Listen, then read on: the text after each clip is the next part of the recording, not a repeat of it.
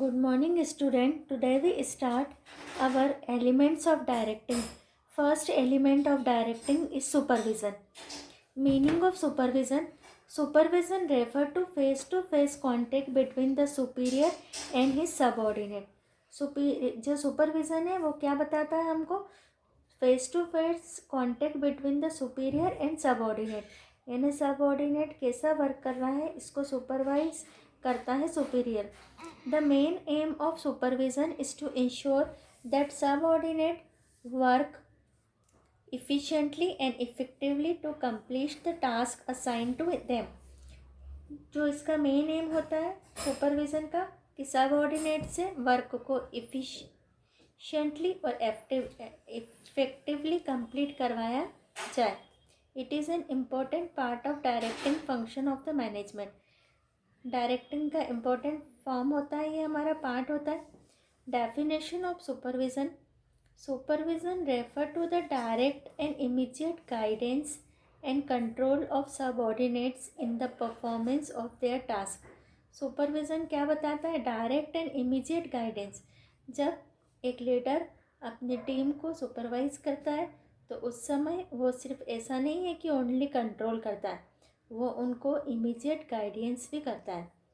तो मीनिंग आपको पूरा लिखना है, डेफिनेशन पूरी आपको लर्न करना है. Then characteristics of supervision. The characteristics of supervision are as follows. First, it is a universal activity performed at all levels of management. Universal activity है, हर एरिया में सुपरविज़न होता है, ओनली बिजनेस ही नहीं है, हर एस्पेक्ट में इकोनॉमिक, पॉलिटिकल, सोशल, एजुकेशन, हर ऑर्गेनाइजेशन में सुपरविज़न होता है. तो ये यूनिवर्सल एक्टिविटी है और all level, top level, middle level, bottom level के मैनेजमेंट पर सुपरविज़न होता है. Second, it is a part and element of directing, we know that. Third, it is a continuous process. Directing हमारी continuous process है. हमने characteristics में इसको पढ़ा है, इम्पोर्टेंस में हमने पढ़ा है कि डायरेक्टिंग ऐसा नहीं होता है कि weekly, half yearly, yearly, monthly. Directing एक कंटिन्यूस एक्टिविटी होती है जो डे टू डे वर्क के साथ चलती रहती है. Fourth, supervision is direct and it's link between the senior and junior. Supervision हमारी एक डायरेक्ट एंड द लिंक, ये किससे लिंक रखता है? जूनियर और सीनियर के बीच में लिंक बनाता है supervision. It decide whether the work in the organization is being done effectively or not. Supervision से ये डिसाइड होता है कि वर्क इफ़ेक्टिवली हो रहा है या नहीं हो रहा है. It has much importance for the lower level of management. जो लोअर लेवल का मैनेजमेंट है, जो डायरेक्ट एम्प्लॉयज़ और वर्कर को सुपरवाइज करता है, तो वहाँ पर इसका इम्पोर्टेंस और बढ़ जाता है. अब हमारा आता है Importance of supervision or functions of supervisor. As already told that supervision is needed at all level of management. It is like the ignition key that starts a petrol engine. Every manager has to supervise the work of his subordinate through direct contact. Her manager को अपने जो subordinate से उनका supervision करना होता है. Top management supervise the work of middle level managers, who is turn supervise the work of lower level workers. जो top level के होते हैं वो मिडिल लेवल को सुपरवाइज करते हैं, जो मिडिल लेवल के होते हैं वो लोअर लेवल को सुपरवाइज करते हैं और लोअर लेवल के वर्कर्स को सुपरवाइज करते हैं. The major responsibility of supervision lie with the operating executives. That is why they are called supervisors. जो मोस्ट रिस्पॉन्सिबिलिटी होती है वर्कर्स को सुपरविज़न करने की, वो ऑपरेटिंग एग्जीक्यूटिव्स की होती है, इसीलिए हम इनको सुपरवाइजर्स भी कहते हैं. दे hold a key position in the organisation. वो ऑर्गेनाइजेशन में एक की पोजीशन होल्ड करते हैं. They turn plan and policies of the organisation into the actual result through the efforts of the operatives. ये प्लान और पॉलिसीज़ ऑफ द ऑर्गेनाइजेशन को actual result में convert करते हैं, एफर्ट्स लगाते हैं। The importance of supervision can be justified on the following grounds. First, motivation and encouragement to workers. The efficient supervision accords humane treatment of the workers. The supervisor pay due respect to the views and emotions of the workers. He also rewards workers for their good work. He is a constant source of inspiration to workers. ये क्या करते हैं, workers को encourage करते हैं, उनको motivate करते हैं कि वो अच्छा वर्क करे। अगर कोई अच्छा वर्क करता है, गुड वर्क करता है, तो उसको रिवार्ड्स देते हैं। और ये कांस्टेंट सोर्स ऑफ इंस्पिरेशन, ये वर्कर्स को हमेशा अच्छा वर्क करने के लिए इंस्पायर करते हैं। Second, effective communication. Every worker must clearly understand the nature of work he is expected to do and the manner in which he is to do it. He must be given clear and precise instruction so that he understands his duties properly and his performance can be up to the required level. Every workers को must clearly understand the nature of work. Her workers को ये work का nature समझाते, उनको ये बताते हैं कि उनको किस मैनर में वर्क करना है, क्लियर उसको इंस्ट्रक्शंस देते हैं, उनको उनकी ड्यूटीज़ बताते हैं। Second, proper assignment of work. Every worker should be assigned duties keeping in the view his knowledge, skills and experience. Mismatch between what the worker is capable of doing and what he asked to be will lead to poor performance and frustration among the workers. Supervisor ensure proper assignment of tasks to the worker. Her workers को कुछ knowledge होता है, skills होती है, experience होता है, उसको उसी के अकॉर्डिंग काम दिया जाना चाहिए।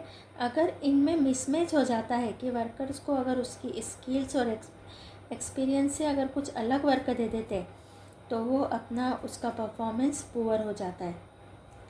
तो सुपरवाइज़र का ये वर्क होता है कि वो प्रॉपर असाइनमेंट और टास्क प्रॉपर वर्कर को दे। Fourth, solution of problem. In the course of doing their work operators face problems, they need advice and guidance in performing their duties. Supervisor provide guidance to them. Supervisor उनको guidance provide करता है। Fifth, achieving goal of the enterprises.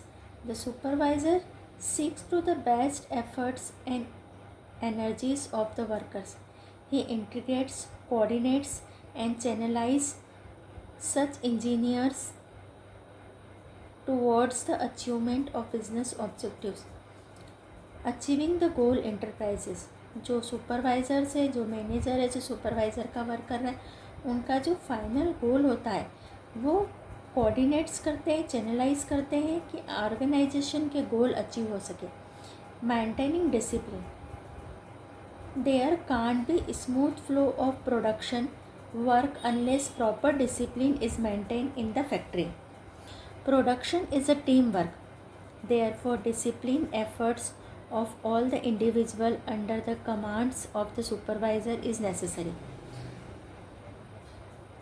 जब तक हमारा production का work smoothly flow नहीं होगा, work unless the proper discipline is maintain, जब तक कि हम अपनी फैक्ट्री में प्रॉपर डिसिप्लिन मेंटेन नहीं करेंगे।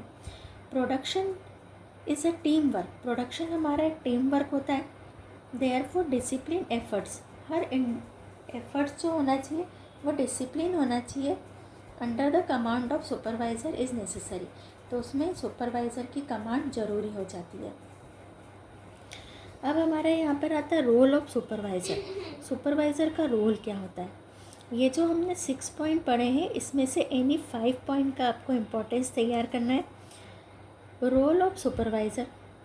The work of supervision is done at all levels of management. Management के सारे लेवल्स पर सुपरविज़न का वर्क होता है।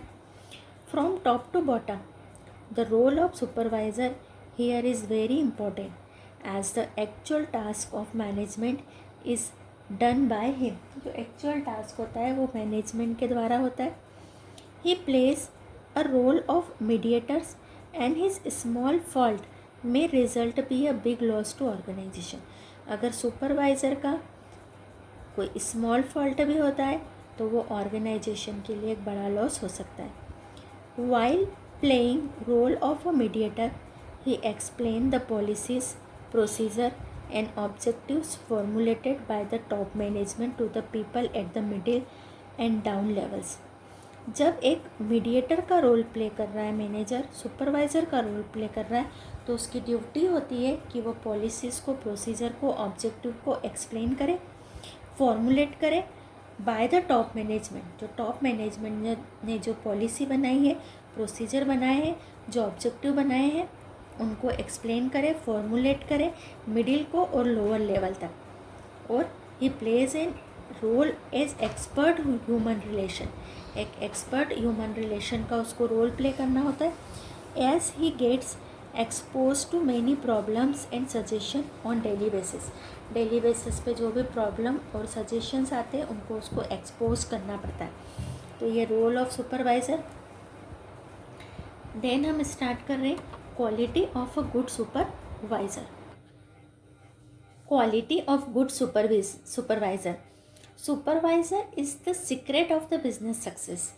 It is the supervisor who enables to maximum production at a minimum cost. एक supervisor ही enable होता है कि वो minimum cost per maximum production करवाए. Therefore, a superior must have the following qualities. एक सुपीरियर में ये क्वालिटीज़ होना चाहिए. First, he must possesses proper technical knowledge. क्या होना चाहिए उसको? प्रॉपर टेक्निकल नॉलेज होना चाहिए of the department which he is doing to supervise. जिस डिपार्टमेंट को वो सुपरवाइज कर रहा है उसको उसका पूरा नॉलेज होना चाहिए. सपोज़ अगर कोई सुपरवाइज़र परचेस डिपार्टमेंट को सुपरवाइज कर रहा है तो उसको परचेस से रिलेटेड. अगर कोई सुपरवाइज़र मार्केटिंग डिपार्टमेंट को सुपरवाइज कर रहा है तो उसको मार्केटिंग की कंप्लीट नॉलेज उसको होना चाहिए, टेक्निकल नॉलेज उसको होना चाहिए प्रॉपर डिपार्टमेंट का. Second, he must possesses the quality of good administrator. उसमें एक गुड एडमिनिस्ट्रेटर की क्वालिटी होना चाहिए. Because he plans, organise, direct and control the activities of the subordinate. क्योंकि वो अपने जो वर्क है, जो टास्क है, उसका प्लान करता है, उनको ऑर्गेनाइज करता है, डायरेक्ट करता है, control the activities of subordinate. Subordinates की एक्टिविटी को कंट्रोल करता है. Third, as the supervisor has to deal with the human element. वो क्या करता है? ह्यूमन एलिमेंट से डील करता है in the business. He must be impartial. उसको पार्शलिटी नहीं होना चाहिए. In his work he should accords respectable and equitable treatment to his subordinates. Then he must accord due the consideration to emotional needs of his subordinates. उसको अपने subordinates की emotional need को समझना चाहिए. He should be capable for creating and maintaining cooperation and coordination among the workers. उसको capable होना चाहिए कि वो कोऑपरेशन एंड कोऑर्डिनेशन को मेंटेन कर सके अपने ऑर्गेनाइजेशन में. Moreover he should possesses patience, good nature, foresightness and witness. उसके अंदर पेशेंस होना चाहिए, गुड नेचर होना चाहिए, फॉरसाइटनेस यानी वो फ्यूचर के बारे में सोच सके, एंड विटनेस होना चाहिए, उसकी इच्छा शक्ति बहुत ज़्यादा होना चाहिए. तो that is a very IMP question. Quality of good supervisor. We know that 4 elements of directing: supervisor, motivation, communication and leadership. Second हम स्टार्ट कर रहे हैं मोटिवेशन. जो डायरेक्टिंग के अंदर मैनेजर का जो सेकंड एलिमेंट होता है वो है मोटिवेशन. मोटिवेशन का मतलब है कि अपने जो भी हमारे ऑर्गेनाइजेशन में वर्क फोर्स है वो पूरा ह्यूमन होता है, और ह्यूमन का बिहेवियर होता है, ह्यूमन का नेचर ऐसा होता है कि उसको कुछ उसकी नीड्स होती है। नीड्स उसकी मॉनेटरी नीड्स भी होती है और नॉन मॉनेटरी नीड्स भी होती है। तो जब वो उसकी वो नीड्स पूरी होती है तो वो मोटिवेट होकर के वर्क करता है। Meaning of motivation. Motivation is an important element of management process. Management process का एक इम्पॉर्टेंट एलिमेंट है motivation. It is closely related of the human behavior. It involves arousing needs and desired in people so that they can work enthusiastically, यानी वो उत्साहपूर्वक काम करते हैं for the good of the organisation, और ये organisation के लिए अच्छा होता है।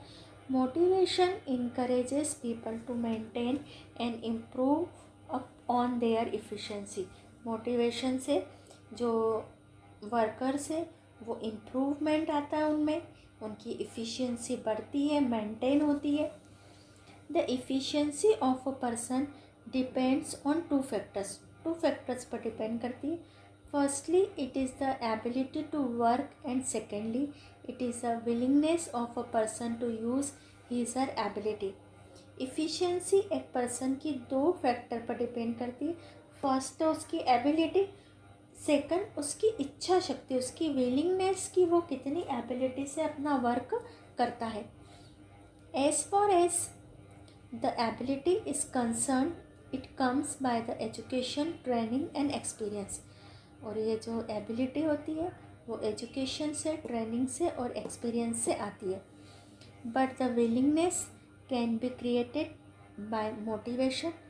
When ever a person does some work, there is some need behind in which make him her to do his work. The people do work so that these needs of motive can be satisfied. Manager try to understand the need and desires of their subordinate. Manager को अपने subordinate की needs और desire को समझना चाहिए, and ensure that there needs will be fulfilled, और ये ensure होना चाहिए कि उनकी नीड्स फुलफिल हो रही है। If they work for achieving the goals of the organisation, अगर वो ऑर्गेनाइजेशन के गोल अचीव करने के लिए वर्क कर सके। तो मोटिवेशन का मतलब ये होता है कि एम्प्लॉई अपनी फुल इफ़िशियंसी पर वर्क कर सके। इसके लिए हमको उसको मोटिवेट करना है, उसको इंथुसियास्टिकली तरीके से हमको उसको उत्साहपूर्वक तरीके से उससे काम करवाना है। हमको उसकी नीड्स, उसके डिज़ायर्स को समझना पड़ेगा और उसकी नीड्स और डिज़ायर को हमको पूरा करना पड़ेगा। Different people have different needs. अलग अलग लोगों की अलग अलग नीड्स होती है। Everyone may not be work for money. हर व्यक्ति मनी के लिए वर्क नहीं करता। Some men even work for name और promotion and even for getting noticed. कोई लोग अपने नाम के लिए, प्रमोशन के लिए, या कुछ लोग इसलिए काम करते हैं कि उनको नोटिस किया जाए। It is the important for motivation to be successful, और ये इम्पोर्टेंट है मोटिवेशन के लिए, सक्सेसफुल होने के लिए। The managers identify the real needs of the employees, कि वो एम्प्लॉयज़ की रियल नीड को समझ सके, and take step to rouse the needs of the employees, और एम्प्लॉयज़ की जो नीड्स हैं उनको पूरा करने के लिए स्टेप्स ले। The term motivation is derived from the word motive, which means needs, wants, drives and impulses with the person. जो मोटिवेशन है वो हमारा वर्ड मोटिव से लिया गया है। मोटिव का मतलब होता है कि उसकी नीड्स, वॉन्ट्स, ड्राइव्स और impulse of the person. Motivation arouses these needs and desires of the people for achieving the goal of the organization. Organisation के गोल अचीव करने के लिए उन नीड और डिज़ायर्स को पूरा किया जाए।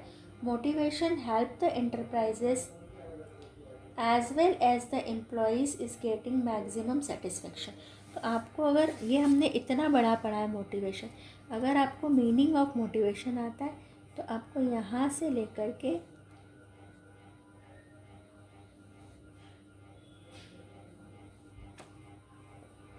यहाँ तक लिखना है। अब definition of motivation, some prominent definition of motivation are is given below.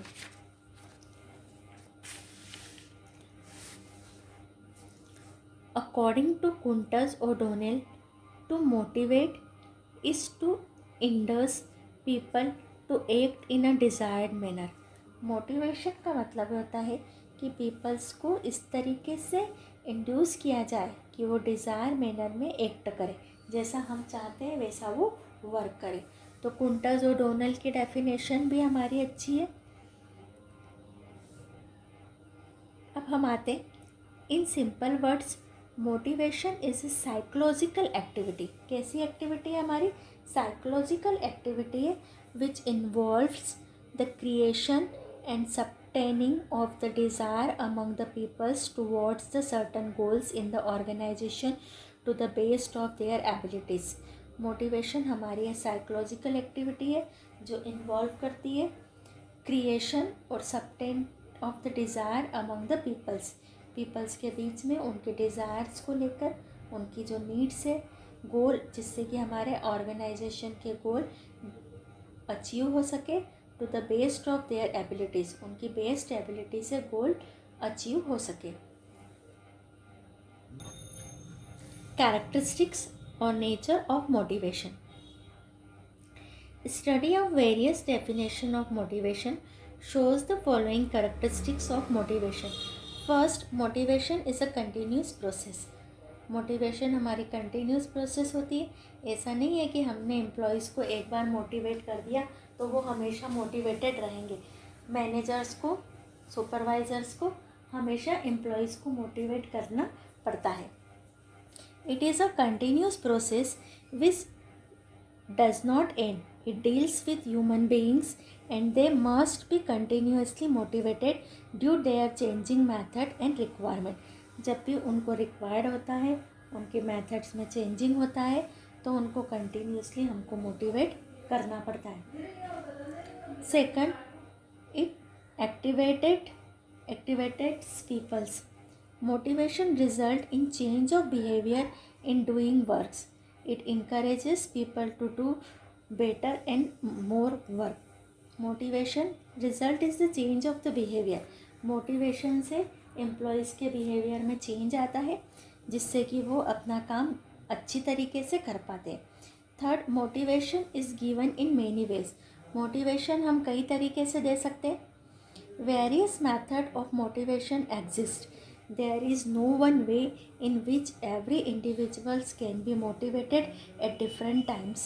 Different methods have to be adopted depending upon the person's of his her needs. हर व्यक्ति को मोटिवेट करने की अलग अलग नीड होती है। हर व्यक्ति की इंडिविजुअल्स को मोटिवेट करना डिफरेंट टाइम और डिफरेंट मेथड से करना पड़ता है और हमको उस पर्सन के हिसाब से हमको मेथड यूज़ करना पड़ती है। Motivation bring cooperation and efficiency. Motivation stimulates willingness to the people. Motivate से लोगों को काम करने की इच्छा शक्ति बढ़ जाती है, willingness बढ़ जाती है. Therefore, it is reflected through their better cooperation and higher efficiency of the motivated people. तो motivated people की efficiency increase हो जाती है. Concern with human needs and incentives.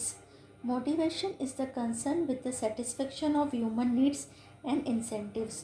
People have economic, social and mental needs. To satisfy these needs, managers use motivation.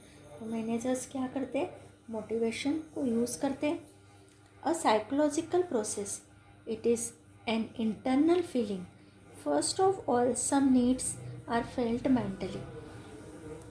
जो motivation होती है psychological needs होती है, इंटरनल फीलिंग होती है, कुछ लोगों की नीड्स होती है वो मेंटली फील करते हैं. These then bring desire change in the behaviour of the person and as a result person work willingly. और इच्छा के साथ में लोग काम करते हैं. It's relates with the all levels of organisation. हमने देखा है कि मोटिवेशन ऐसा नहीं है कि सिर्फ हमको एम्प्लॉयज़ को करना, मैनेजर्स को भी हमको मोटिवेट करना होता है. Motivation is used at every level of organization. The needs of people at lower level could be different from those at upper level. जो नीड्स है लोअर लेवल की वो अपर लेवल से अलग होती है, but every one needs motivate, यानी हमको लोअर से लेकर टॉप तक हमको सबको मोटिवेट करना होता है. 8th relates with human resources. जो हमारा मोटिवेशन का एलिमेंट है ये ह्यूमन रिसोर्सेज से रिलेटेड है. Various types of resources are needed in a business like human resources, financial resources and physical resources, but it is the human resources which needs motivation. Motivated human factor will on its own make efficient use of non human factor. जब हम motivated हमारा human factor होता है तो वो हमारे non human factors को, machine को, मनी को, मटेरियल को अच्छी तरह से इफ़ेक्टिवली तरीके से यूज़ करता है, जिससे कि हमारी कॉस्ट ऑफ प्रोडक्शन कम हो जाती है. तो देयर इज़ अ कैरेक्टरिस्टिक्स के 8 पॉइंट है. ये 8 पॉइंट में से एनी 5 पॉइंट हमको लर्न करना है. आज हमने जो मोटिवेशन में देखा है, मीनिंग मैंने आपको टिक करवाया है, तो ये आपको मीनिंग तैयार करना है. डेफिनेशन बताइए कुंटज ओडोनिल की और कैरेक्टरिस्टिक्स बताइए. तो ये इतना आपको तैयार करना है.